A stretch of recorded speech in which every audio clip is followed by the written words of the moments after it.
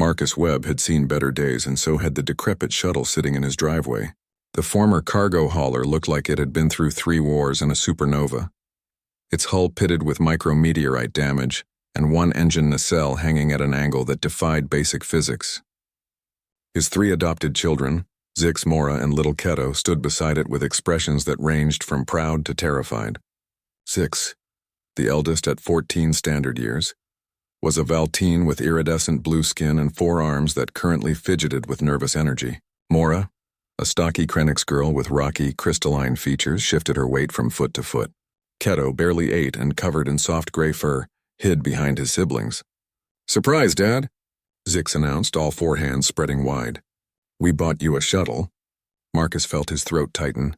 He'd mentioned once, maybe twice, how much he missed flying. That was 6 months ago, shortly after the accident that had cost him his commercial pilot's license and nearly taken his life.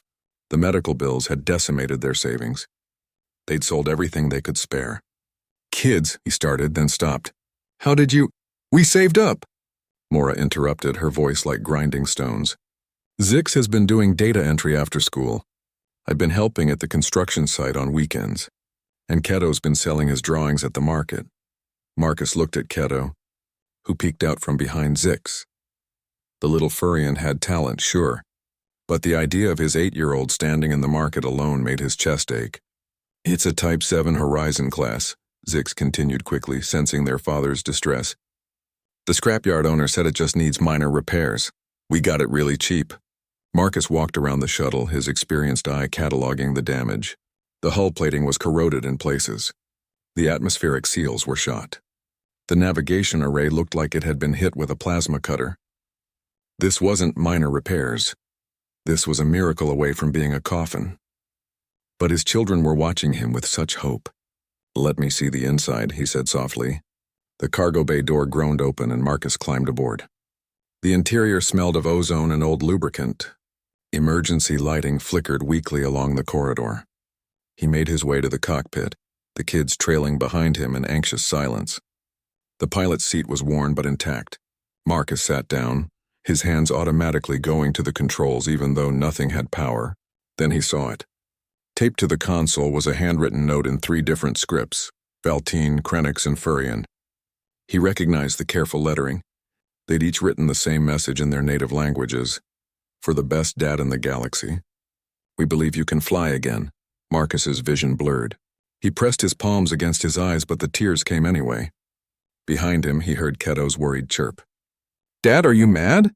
Zix's voice was small, so unlike her usual confidence. "No," Marcus managed, his voice rough. "I'm not mad." He stood up and pulled all 3 of them into a hug, which was complicated given Zix's extra arms and Mora's rigid physiology, but they made it work. They always made it work.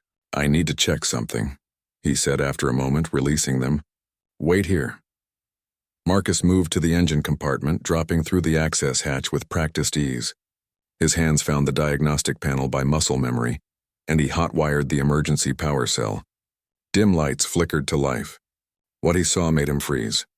The main reactor was dead, yes. The primary systems were fried, absolutely. But the bones of the ship, the fundamental structure, the secondary systems, the backup power grid, they were solid. More than solid. This shuttle had been built by Terran Dynamics, the same company that had made the colony ships during the expansion.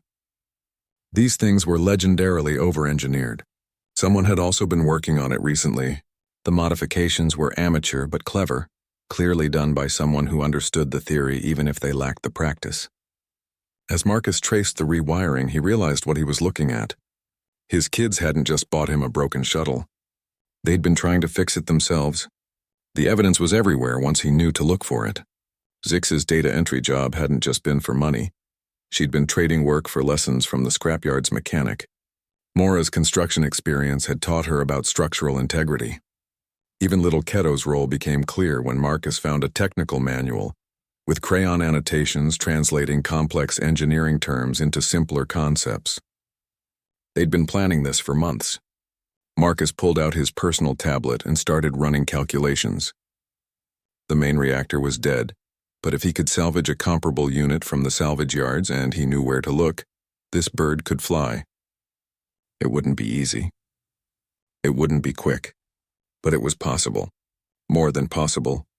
With the modifications his kids had already started, with some creative problem-solving and the kind of human stubbornness that had carried their species across the stars, he could make this shuttle sing. He climbed back up to the cockpit where his children waited. 3 pairs of eyes, blue, crystalline, and soft gray, watched him anxiously. "Here's the deal," Marcus said, sitting back in the pilot's seat. "This shuttle is fixable. It's going to take time and it's going to take work, but we can do it." "We?" Mora asked hopefully. "We," Marcus confirmed. "You 3 started this project. We're going to finish it together. And when we're done, we're going to fly this thing so high that every being on this station will know that the Webb family doesn't quit." Keto let out a joyful chirp and bounced on his feet. Zix's forearms crossed in satisfaction. Mora's crystalline features glowed slightly brighter, her species equivalent of a smile. Marcus looked at the note still taped to his console, at the broken shuttle around him, at his children who had sacrificed so much to give him back his dreams. The galaxy was vast and often cruel, but right now, in this moment, it was perfect. "Now," he said, clapping his hands together in the way that always meant it was time to get to work. "Let's see what we can make of this old bird. Zix, I need you to pull up the schematics. Mora, check the structural integrity of the starboard hull. Keto, you're on documentation. Draw everything we do so we remember for next time."